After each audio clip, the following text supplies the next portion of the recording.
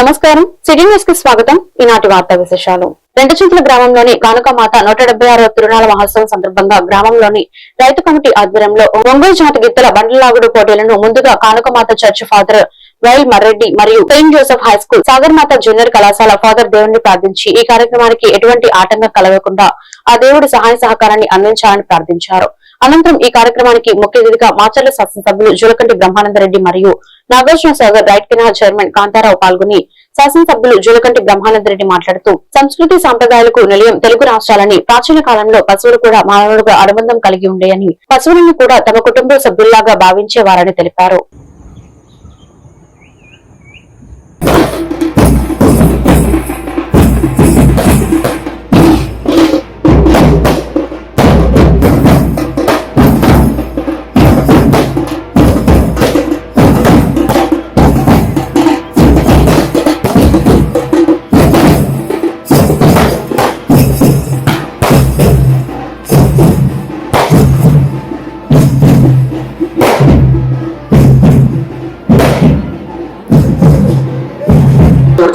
ఐదు నిమిషములు ఉన్నది.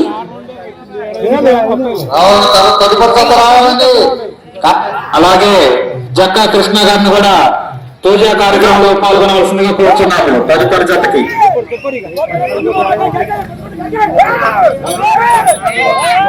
8వ రౌండ్ 2400 అడుగుల దూరాన్ని 5 నిమిషముల 16 సెకండ్లో పూర్తి చేయడం జరిగింది.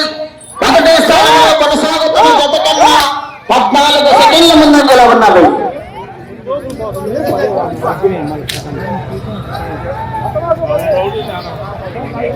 బయ్యావుల పండ్ల గారు బయ్యారం క్రోసూరు మండలం పల్నాడు జిల్లా, తలపనేని సుధీర్ గారు జేపంగులూరు బాపట్ల జిల్లా.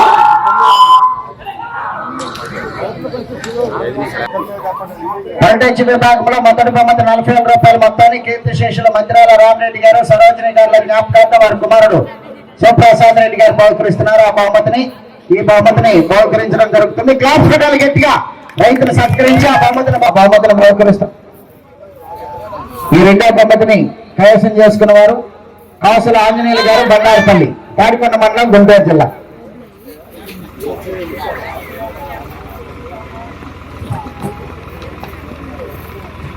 బహుమతి 20,000 రూపాయల మొత్తాన్ని శ్రీ లక్ష్మీ బాలాజీ జ్యువెలరీస్ రెండుచింతల ప్రొపరేటర్ గన్నం హనుమంతరావు గారు, రమ్య హర్షిత గారు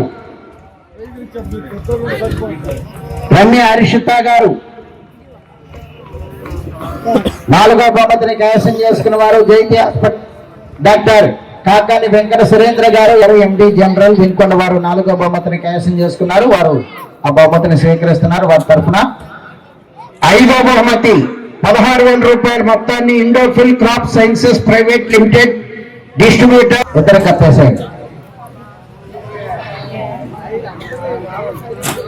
షీల్డ్ బహుమతి.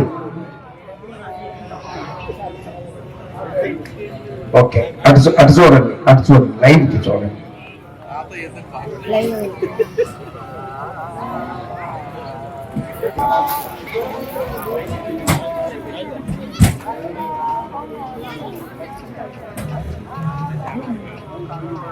ఎనిమిదవ బహుమతి 10,000 రూపాయల మొత్తాన్ని పంగులూరు పెద్ద కోటేశ్వరరావు గారు కుమారుడు నాగేశ్వరరావు గారు రెండు చింతల వారు బహుకరిస్తున్నారు. 8వ బహుమతిని బహుకరించవలసిందిగా పంగులూరి పెద్ద కోటేశ్వరరావు గారు కుమారుడు నాగేశ్వరరావు గారిని ఆహ్వానిస్తున్నాము. 8వ బహుమతిని కైవసం చేసుకున్న వారు మండవ సూరిబాబు గారు, దినేష్ చౌదరి గారు, కోమటినేని వారి పాలెం, సిలకలూరుపేట మండలం, పల్నాడు జిల్లా, ఆల హరిబాబు గారు, శరణందిపాడు, పచ్చడి మండలం, బాపట్ల జిల్లా వారు.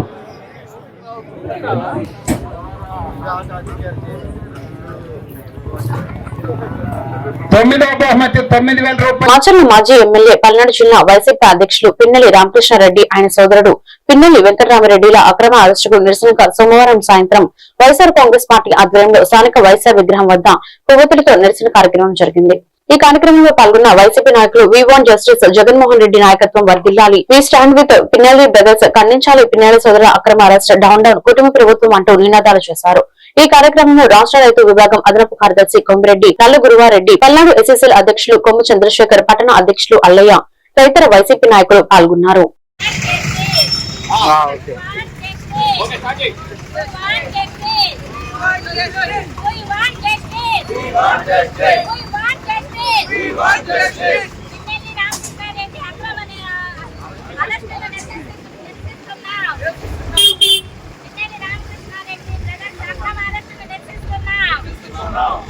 ఖండించాలి పిల్లలు సోదరుల అక్రమ అరెస్టులు.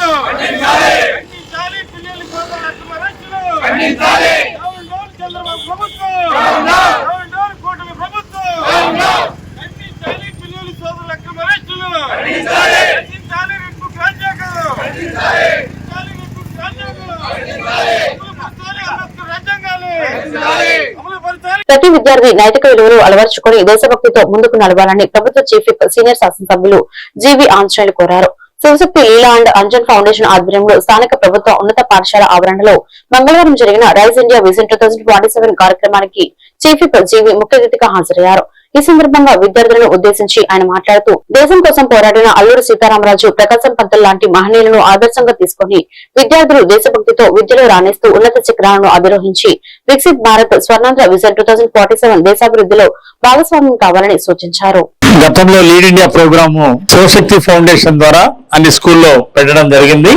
ఆ కార్యక్రమంలో పాల్గొన్నటువంటి ఆ కార్యక్రమం నేర్చుకున్నటువంటి మిస్టర్ రావు ఈ రోజు ఒక మంచి ట్రైనర్ గా మంచి అభివృద్ధిలోకి రావడం, ప్రతి స్కూల్లో కూడా ఇలా ప్రోగ్రామ్ కండక్ట్ చేయడం చాలా సంతోషంగా ఉంది. Mister Rao and Ajay Kumar వీళ్ళిద్దరికి ఒకసారి గట్టిగా చప్పట్లు కొట్టి ప్రత్యేక అభినందనలు తెలియజేయాలని కోరుతున్నా. ఇప్పుడు లోకేష్ గారు మన విద్యాశాఖ మంత్రి గారు సాటర్డే అంతా నో బ్యాక్ డే ఇచ్చారు. కార్యక్రమాలు పెట్టించండి వాళ్ళకి. ఈ వాల్యూస్ మీద మీ ఇద్దరు టీచర్స్ ని, ముగ్గురు టీచర్స్ ని తలా ఒక వాల్యూ మీద మాట్లాడమని చెప్పండి. ఎవ్రీ సాటర్డే అలా వాళ్ళని ఎంటర్టైన్ చేయండి. నో బ్యాక్ డే గా ఒక్కొక్క వారం ఒక్కొక్కటి తీసుకొని మెయిన్ గా వీళ్ళని గొప్ప భావి భారత పౌరులుగా తీర్చిదిద్దటమే లక్ష్యంగా మీరు ముందుకెళ్ళాలి. మన మంత్రి గారు చెప్పింది మీరు అమలు చేయాలి. ఈ వారం నుండి అమలు చేస్తారుగా. ఎవ్రీ సాటర్డే మీరు బుక్స్ తీసుకొని రావాల్సిన అవసరం లేదు. చాలా చక్కగా మీ అందరూ కూడా చాలా ఉత్సాహంగా రైజ్ ఇండియా కార్యక్రమంలో పాల్గొని చక్కగా ఇంట్రెస్ట్ గా నేర్చుకున్నందుకు చాలా సంతోషం. ఈ కార్యక్రమంలో పాల్గొన్న మీ అందరికీ పేరు పేరున హృదయపూర్వక అభినందనలు. వెనక వాళ్ళకి వినపడుతున్న వాయిస్ 9 సార్లు ఓడిపోయినా మళ్ళీ చివరికి అమెరికా ప్రెసిడెంట్ గా ఎన్నికయ్యాడు. 9 సార్లు ఓడిపోయానని నిరాశపడ్డా వదిలేశాడా? అదే పట్టుదల. మీ అందరిలో కూడా ఏదైనా ఓటమే గెలుపుకు నాంది. చంద్రబాబు నాయుడు గారు 2019 అసెంబ్లీ ఎన్నికల్లో ఓడిపోయినా పర్వాలేదు, ఎంతో అభివృద్ధి చేశారు. రాష్ట్రాన్ని గొప్పగా చేశారు. బ్రహ్మాండంగా చేసిన సిమెంట్ రోడ్లు వేశారు, పోలవరం ప్రాజెక్టు నిర్మాణం బ్రహ్మాండంగా చేశారు, అమరావతి రాజధాని నిర్మాణం చేయడానికి కష్టపడ్డారు చంద్రబాబు గారు. అయినా ఓడిపోయినా నిరాశపడలా. మళ్ళీ 5 ఏళ్ళు కష్టపడ్డారు. జైల్లో పెట్టినా భయపడలా. చంద్రబాబు గారు జైల్లో పెట్టినా భయపడలా. న్యాయం కోసం, ధర్మం కోసం పోరాడారు. చివరికి విజయం సాధించారు. మళ్ళీ 94% ఎన్డీఏ ఎమ్మెల్యేలతో గెలిపించుకొని పవన్ కళ్యాణ్ గారి టీము, చంద్రబాబు గారు, పవన్ కళ్యాణ్ గారు, లోకేష్ గారు 94% ఎమ్మెల్యేలు గెలిపించుకొని ఈరోజు మంచి ప్రభుత్వాన్ని ఏర్పాటు చేశారు. అందువల్ల ఈరోజు తల్లికి వందనం పథకం అందరికి అందుతుంది. అలాగే మన వినుకొండకి మంచినీళ్ళ స్కీము 209 కోట్లతో వినుకొండ మంచినీళ్ళ స్కీమ్ ఇచ్చారు చంద్రబాబు గారు. ఒకసారి చప్పట్లు కొట్టి జయజయలు పలకండి.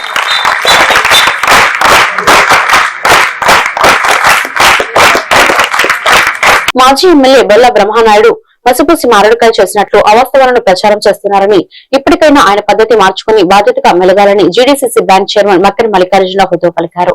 వినుకొండ పట్టణంలోని టీడీపీ కార్యాలయంలో ఆయన విలేకరుల సమావేశంలో మాట్లాడుతూ 4 పార్టీలు మారిన బొల్ల బ్రహ్మనాయుడు పార్టీల మార్పు గురించి పదే మాట్లాడడం నవ్వులాటగా ఉందని ఎద్దేవా చేశారు. 7 వయసు దాటిన మాజీ ఎమ్మెల్యే బొల్ల బ్రహ్మనాయుడు 2 సార్లు స్టంట్లు వేయించుకుని ఇలా ఆవేశపడితే ఎలా అంటూ మక్కిన ప్రశ్నించారు.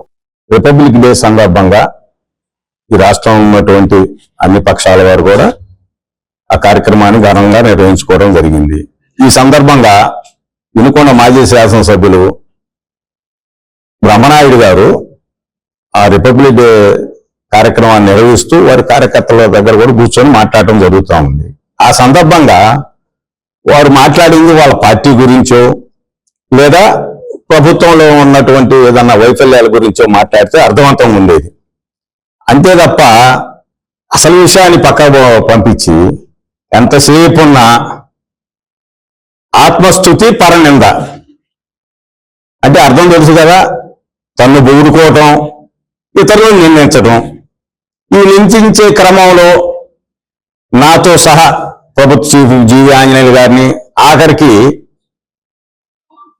గౌరవ ముఖ్యమంత్రి వర్యులు చంద్రబాబు నాయుడు గారిని వారి వ్యాపారాల గురించి కూడా ఆయన నిందించడం జరిగింది.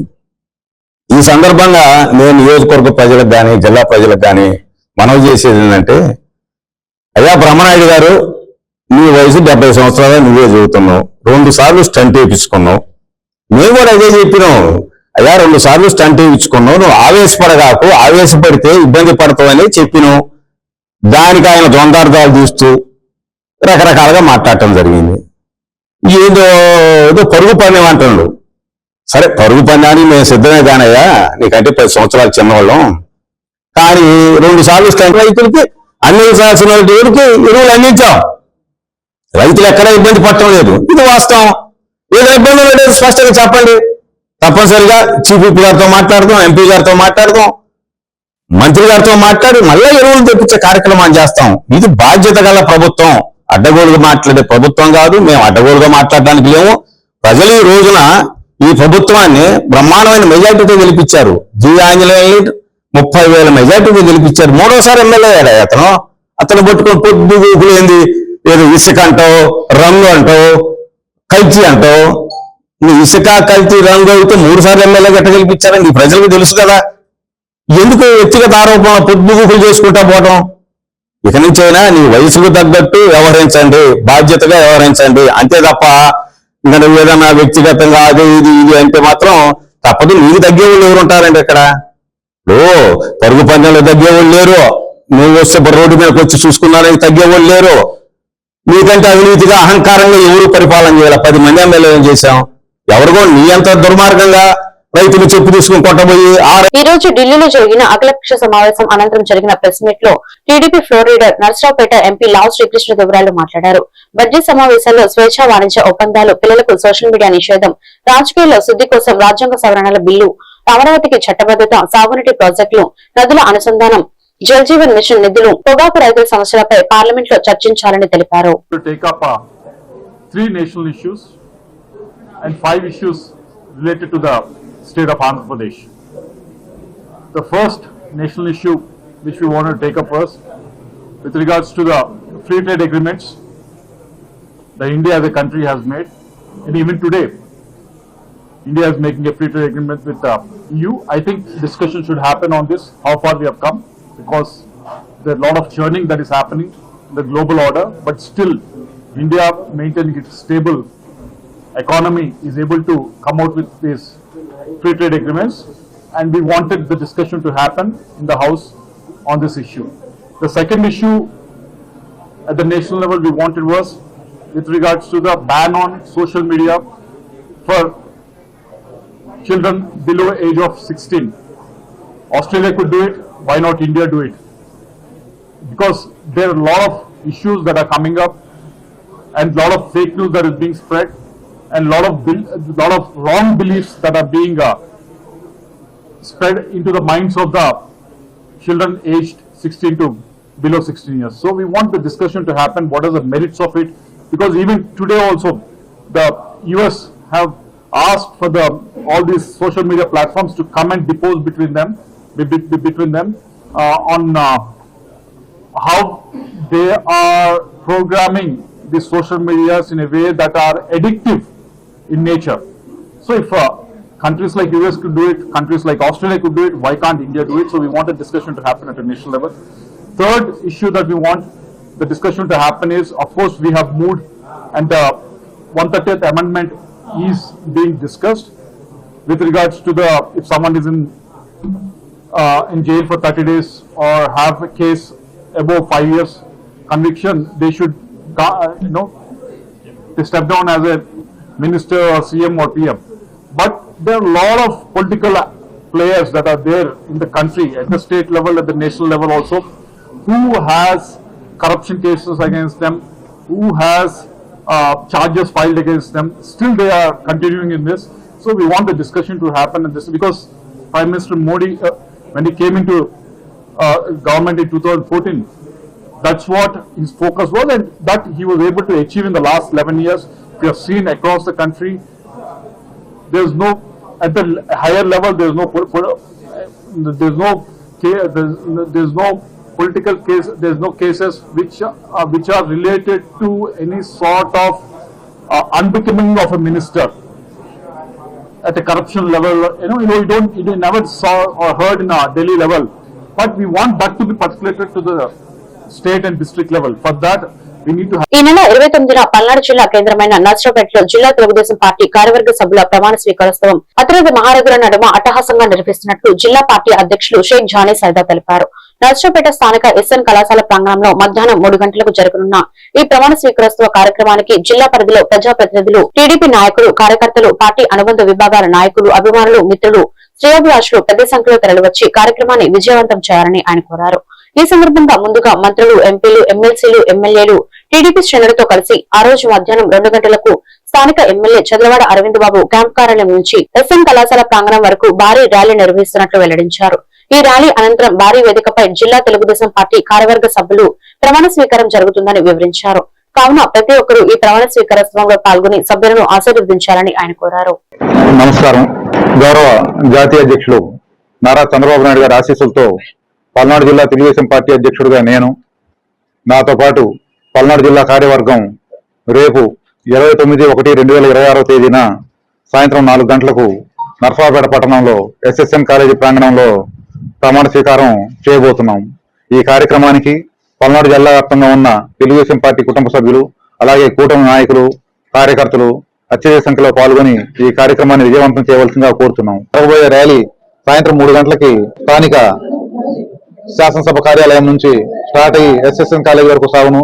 కాబట్టి ఈ ర్యాలీలో యువత, తెలుగుదేశం పార్టీ కుటుంబ సభ్యులు, టీఎన్ఎస్ఎఫ్, ఐటీడీపీ, మన యువతకు సంబంధించిన అన్ని విభాగాలు పాల్పంచుకొని ఆ ర్యాలీని విజయవంతం చేయవలసిందిగా కోరుతున్నాం. మీడియా సోదరులందరికీ ధన్యవాదాలు. మన ప్రీతం నేత నారా చంద్రబాబు నాయుడు గారు ఏర్పాటు చేసిన పల్నాడు జిల్లా అధ్యక్షులు జాన్ సైదా గారు రేపు 29వ తేదీన అంటే ఎస్ఎస్ఎన్ కాలేజీలో సాయంత్రం 4 గంటలప్పుడు మరి పల్నాడు జిల్లా ఎంపీ గారు, అదేవిధంగా అందరు ఎమ్మెల్యేలందరూ కూడా ఈ కార్యక్రమాన్ని హాజరవుతారు.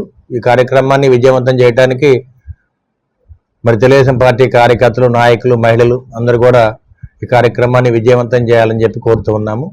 అదేవిధంగా ఆ రోజు గొప్ప బహిరంగ ర్యాలీ జరుగుతుంది. దాదాపు 10 నుంచి 15,000 మంది కార్యకర్తలు, నాయకులు దీనికి హాజరవుతారు. కాబట్టి ఈ కార్యక్రమాన్ని విజయవంతం చేయడానికి నర్సరావుపేట అసెంబ్లీ సెగ్మెంట్ లో ఉన్న ఉమ్మడి కుటుంబ నాయకులు, కార్యకర్తలు, ఎస్టీ, ఎస్సీ, బీసీ, ముస్లిం మైనార్టీ సోదరులు, కాపు సోదరులు, అదేవిధంగా రైతు సోదరులు, వ్యాపారవేత్తలు అందరూ కూడా ఈ కార్యక్రమానికి హాజరై దీన్ని విజయవంతం చేయమని మీడియా ముఖంగా కోరుతూ ఉన్నాము. ఈ వార్తలు ఇంతటితో సమాప్తం. మరొక బులెటిన్ లో మళ్ళీ కలుద్దాం. నమస్కారం.